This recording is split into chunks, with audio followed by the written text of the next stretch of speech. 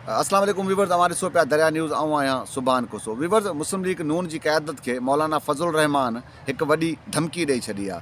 उहा धमकी कहिड़ी आहे?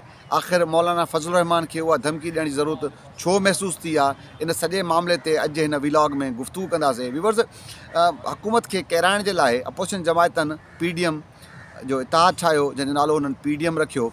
ऐं उहा PDM हुकूमत खे घर त न मोकिले सघी, पर पाण मुख़्तलिफ़ वक़्तनि ते इख़्तिलाफ़नि जो शिकार रही। हिन वक़्तु बि PDM अंदरि तमामु वॾा जेके इख़्तिलाफ़ आहिनि उहे मौजूदु आहिनि। सभ खां पहिरियां PDM खे पाकिस्तान पीपुल्स पार्टी छॾे वई, उनखां पोइ बि PDM जा इजलास थींदा रहिया आहिनि, पर हिन वक़्तु ताईं PDM हुकूमत खे किराइण जे लाइ न का तहरीक शुरू करे सघी आहे, न को लॉन्ग मार्च जो फ़ैसिलो करे चुकी आहे।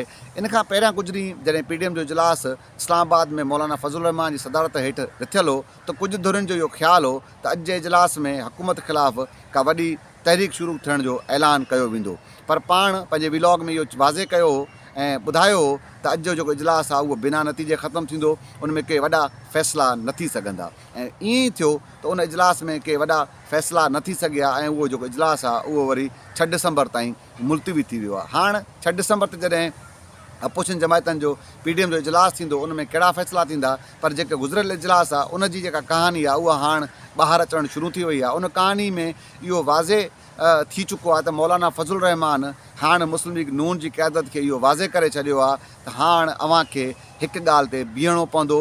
ऐं मौलाना जो मौक़िफ़ इहो आहे त हुकूमत ख़िलाफ़ु लॉन्ग मार्च जॾहिं शुरू थिए त मुस्लिम लीग जा जेके क़यादत आहे इहो फ़ैसिलो करे त उन ॾींहंनि में उहे इस्तीफ़ाऊं असेंबली खां इस्तीफ़ाऊं बि ॾींदा। ऐं उन इस्तीफ़ाऊं छो न पियो अचनि? उन में इहो आहे त मुस्लिम लीग नून अंदरि 2 धड़ा आहिनि। हिकु धड़ो जेको मुफ़ाहिमत चाहे थो, उन जी क़यादत शहबाज़ शरीफ़ पियो करे ऐं उन में अक्सरियत उन्हनि जी वधीक आहे। ऐं जेको ॿियो धड़ो आहे उहो धड़ो आहे जेको आहे त मज़ाहिमत वारो। उन जी जेका क़यादत आहे उहा मरियम नवाज़ ऐं नवाज़ शरीफ़ पिया कनि ऐं उहे केतिरे हद ताईं मौलाना जी ॻाल्हियुनि सां सहमत थियनि था, पर जेको मुफ़ाहिमती धड़ो आहे उहो मौलाना जी ॻाल्हि सां सहमत न पिया थियनि ऐं इजलास जेके आहिनि उहे इजलासनि मथां इजलास थियनि था ऐं बिना नतीजे सॼा मामलात ख़तमु थियनि था। पर हाणे मौलाना मुस्लिम लीग नून जी क़यादत खे इहो वाज़े कयो आहे त तव्हांखे हिकिड़ी ॻाल्हि ते बीहणो पवंदो ऐं 6 डिसंबर ते अगरि मुस्लिम लीग नून जी क़यादत कंहिं ॻाल्हि ते नथी बीहे, हुकूमत ख़िलाफ़ु तहरीक का जामिया का तहरीक शुरू करण वारी ॻाल्हि ते न बीहंदी, त पोइ जेको आहे त मौलाना फज़लुर रहमान PDM जी सदारत तां इस्तीफ़ा बि ॾेई सघे थो, मौलाना फज़लुर रहमान PDM खे अलविदा बि करे सघे थो। ऐं इहो चांस वाज़े नज़र अचनि था त पोइ मुमकिन आहे त PDM जो इहो आख़िरी इजलास हुजे।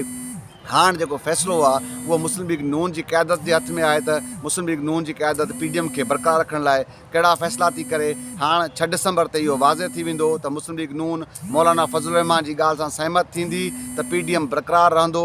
अगरि मुस्लिम लीग नून मौलाना फज़लुर रहमान जी ॻाल्हि सां सहमत न थी त PDM टुटी वेंदो। अॼु ॾींदा इजाज़त, सुभाणे वरी कंहिं ॿिए इशू ॿिए मामले मुलाक़ात थींदी। अला भाई।